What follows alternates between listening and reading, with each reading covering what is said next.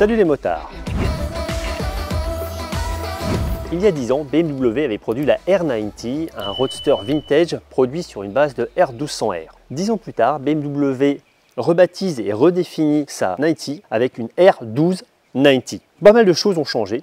On retrouve évidemment toujours le phare rond iconique, la fourche dorée, mais désormais réglable, comme d'ailleurs le millésime juste précédent de la 90. Les mêmes jolies finitions, on a toujours ces platines en aluminium qui viennent soutenir le garde-boue, donc c'est plutôt sympathique en termes de qualité perçue. En revanche, on a un tout nouveau réservoir, beaucoup plus court, on a des volumes beaucoup plus ramassés. En fait, on vient reprendre l'esthétique des motos historiques de la marque. C'est très sensible. Ici, la moto vient en version monoposto, donc il n'y a pas de selle en dessous de la coque. C'est vraiment une monoplace, avec une coque arrière là aussi entièrement redéfinie. Et puis également, comme vous pouvez le voir, les couvre-culages du boxer reprennent le dessin des moteurs à 2 soupapes de la marque, les R75 notamment, R80, etc. Et je trouve que ça lui va très très bien. L'esthétique globale fait que la machine semble sortir d'un bouquin d'histoire. Je trouve ça très très bienvenu.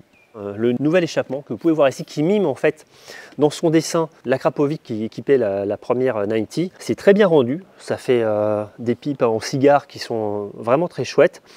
Par contre, c'est plus aussi léché que le modèle Krapovic qu'on avait au début. Ça, c'est un petit peu dommage. Enfin, également, on a d'autres détails esthétiques plutôt sympas avec cette plaque ajourée ici en aluminium.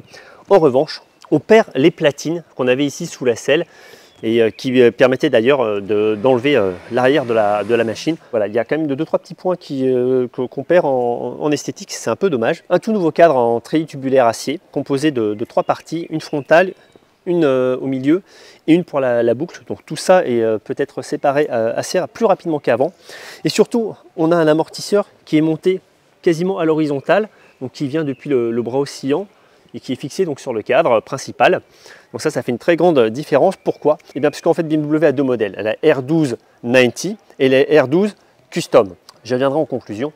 À l'avant, une fourche inversée de 45 mm, réglable, débattement de 120 mm, idem pour l'amortisseur, débattement de 120 mm. La molette de réglage de précharge d'ailleurs se situe ici au niveau des pipes d'admission, du côté droit. C'est assez sympa comme idée. De toute façon, l'amortisseur il est vraiment placé pas à l'horizontale mais vraiment bien penché, donc il n'y avait pas d'autre moyen pour le mettre. On retrouve donc ce flat qui est sans doute le meilleur jamais produit par BMW selon moi, le boxer Air Wheel, 1170 cm3 avec double arbre à cam, 4 soupapes par cylindre, un fonctionnement velouté, feutré, absolument inimitable. 109 chevaux à 7000 tours, 115 Nm à 6500 tours, ce sont des valeurs un petit peu différentes du modèle d'avant. Il y a aussi Euro 5 qui est passé par là et donc forcément ça fait varier ces données. L'embrayage est anti-dribble, en revanche pour avoir le quick shifter il faudra passer par les options, c'est un peu dommage parce que ça va très bien à cette machine. La transmission est évidemment faite par arbre et cardan. Pour stopper sa machine, BMW place des étriers Brembo à 4 pistons montage radial qui viennent pincer des disques de 310 mm. À l'arrière, c'est un élément de 265 mm. Évidemment, tout ceci est sur la surveillance de l'ABS et du contrôle de traction. Celui-ci d'ailleurs est désactivable au guidon. On retrouve des jantes rayonnées qui vont parfaitement bien à ce modèle et qui chaussent des enveloppes continentales Conti Road avec une enveloppe arrière en 180 et là j'aurais aimé également que ce soit un peu moins large, en 170 ça aurait été encore mieux pour l'agilité même si ce modèle n'en manque pas. La géométrie de la R1290 évolue vraiment sensiblement par rapport à la 90 première du nom. On a une machine qui est beaucoup plus ouverte, on a un angle de colonne qui met la roue vraiment plus loin de la machine, un empattement supérieur, une chasse supérieure. Là effectivement on sent encore une fois l'évolution de ce modèle. Alors on retrouve une machine très basse, 795 mm de hauteur d'assise. Vous voyez c'est largement bas, je suis 1,84 m, j'ai les jambes largement pliées. Franchement, c'est pas un problème pour l'accessibilité. En revanche, sur cette selle monoposte là, moi je suis pas bien. Je suis pas bien parce que en fait l'ergonomie a complètement changé sur ce roadster. Moi en fait j'ai tendance à dire que c'est une copie de la 90 parce que c'est plus tellement ce qu'était la 90 en termes d'esprit. Avant on avait un roadster qui était décliné avec une esthétique vintage. Là on a vraiment une moto vintage plus dans l'ergonomie.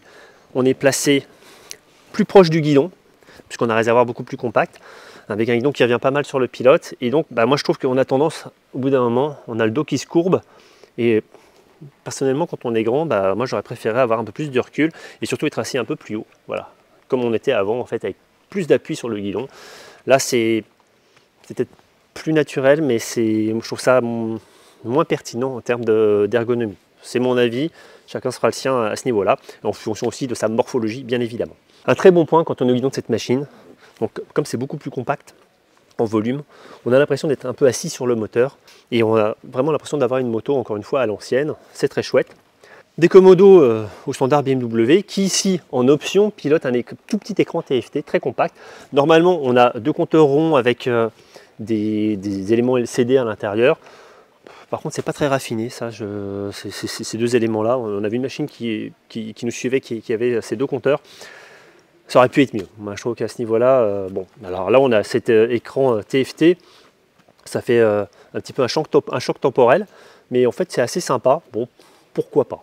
Les leviers sont évidemment réglables en écartement, donc très bon point pour ça. Voilà, l'ensemble se pilote assez facilement. En dynamique maintenant, il y a aussi du changement. C'est parti. Alors sur cette version, l'ergonomie de pilotage est quand même différente du tout premier millésime, et de ceux qui ont suivi d'ailleurs. Et on a comme une sensation de conduite à l'ancienne, avec une enveloppe arrière qui vient de dégager la remise de gaz. Les routes sont pas très propres ici, il faut se méfier, il y a beaucoup de couples. Et donc une ergonomie qui fait plus vintage à mon sens, et qui sied très bien à cette moto, même si c'est un peu moins dynamique. On n'a pas l'appui sur le guidon qu'on avait avant, qui était très typé roadster hein, finalement, puisque c'était une émanation de la R12R, avec un châssis évidemment différent, puisqu'il permettait la personnalisation également. Ça donne une impression tout autre.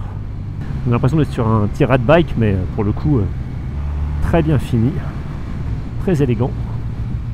Je reste en deux parce que voilà, c'est plus dynamique et on a du frein moteur, c'est drôle. Après on peut aussi passer la 3, voilà. On a un bon toucher de route je trouve. Les enveloppes continentales à Conti Road sont pas mal du tout à ce niveau. Puis surtout je trouve que le frein avant renvoie quand même pas mal d'informations. Là, tout à l'heure quand j'ai un peu glissé de l'avant, ben, c'était assez à la fois franc et neutre. Voilà, ça prévient. Le profil des pneus était bien agréable aussi. C'est assez rond, mais ça manque pas d'agilité. En fait, ça va bien avec le caractère de la moto. Ça aurait été bien un petit peu plus étroit, mais l'ensemble est vraiment agréable à piloter. Alors heureusement que l'électronique fonctionne bien, ABS ou surtout contrôle de traction. Parce que là sur ces routes c'est assez glissant. On est bien content que l'électronique limite la dérive quand c'est nécessaire du pneu arrière. On a toujours un excellent guidage et une bonne absorption des chocs. Là je viens de prendre deux petites bosses. Ah, c'est vraiment une machine tout en rondeur hein, dans le comportement. Moteur, partie cycle, évolution. Ça manque pas de dynamisme. Et c'est très velouté dans son ensemble. On est enfin sur une partie avec un bon revêtement. Jusqu'ici c'était quand même un peu tendu parfois. De quoi rouler un petit peu plus dynamiquement. Ah, ça fait ronfler les beaux échappements, c'est très agréable. Petite vibration juste comme il faut. Pulsation plutôt. Quel moteur. Et un châssis très rigide. Avec un freinage très convaincant hein. Les étriers avant de cette BMW sont particulièrement puissants mais très modulables. Le frein arrière est sans reproche, permet de stabiliser la moto en courbe avec précision. Voilà, d'un point de vue châssis, aucun reproche, même la suspension. C'est une moto étonnante. Hein.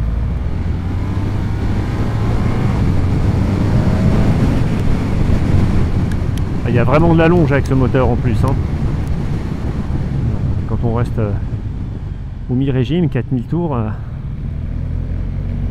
c'est vraiment très dynamique. Et vous voyez, ça reprend vraiment bas. Je reste en 4, tout de suite ça propulse en avant dès les 4000 tours.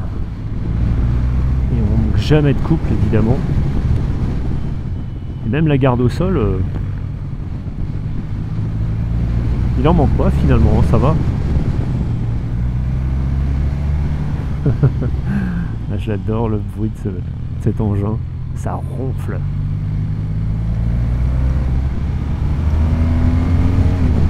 Ouais, c'est vraiment une saveur particulière, hein. Donc à l'issue de cette prise en main, on découvre une R1290 très agile, avec un comportement parfaitement sain, évidemment, un châssis très rigide. D'ailleurs, BMW dit que c'est plus rigide qu'avant. On a une partie qui s'emmène vraiment très facilement. Et puis surtout, on a toujours ce flat twin air wheel, comme je vous le disais, avec un comportement unique, une sonorité aussi très appréciable. Et puis ce feutré, ce gras moteur sans arrêt, un moteur très exploitable avec un couple disponible de façon très importante dès les bas régimes et qui aime bien prendre des tours. Donc une mécanique haute en couleur et qui sied parfaitement à la dynamique de cet engin et aussi à son esthétique d'ailleurs. Un modèle parfaitement réussi à ce niveau-là. Moi je voudrais faire quand même une digression par rapport au modèle custom qu'on n'a pas là. Hein. C'est assez compliqué, même on n'a pas pu l'essayer. Et pourtant moi je trouve que ce modèle custom, c'est ce qu'aurait dû sortir BMW plutôt que la R18 qui peine un petit peu à s'écouler, qui peine un peu à convaincre alors que c'est une excellente moto, mais qui est lourde, encombrante et qui surtout, comme les Japonais ont essayé de faire un custom, a du mal à trouver sa cible, alors que la R12, elle, est je pense la moto qui vraiment peut convaincre les gens qui aiment les customs de passer sur la marque allemande à ce niveau-là. C'est particulièrement réussi, on n'a pas pu donc rouler avec, mais quand on voit la ligne et quand on s'installe sur cette machine, on a vraiment un esprit de custom à l'allemande qui me semble moi très pertinent. Le prix de cette R12 R90 est de 18 290 €. Je vous rappelle que la première 90 était aux alentours de 15 000 €. Donc on a quand même une moto qui a pris pas mal en tarif, avec des possibilités de personnalisation toujours importantes, hein, je vous le disais. C'est aussi pour ça que ce modèle a changé, a évolué. Voilà les points majeurs à retenir de ce modèle. Je vous en dis évidemment bien plus en ligne sur lepairedesmotards.com. N'oubliez pas de vous abonner à la chaîne YouTube et moi je vous retrouve très bientôt pour un nouvel essai. Ciao!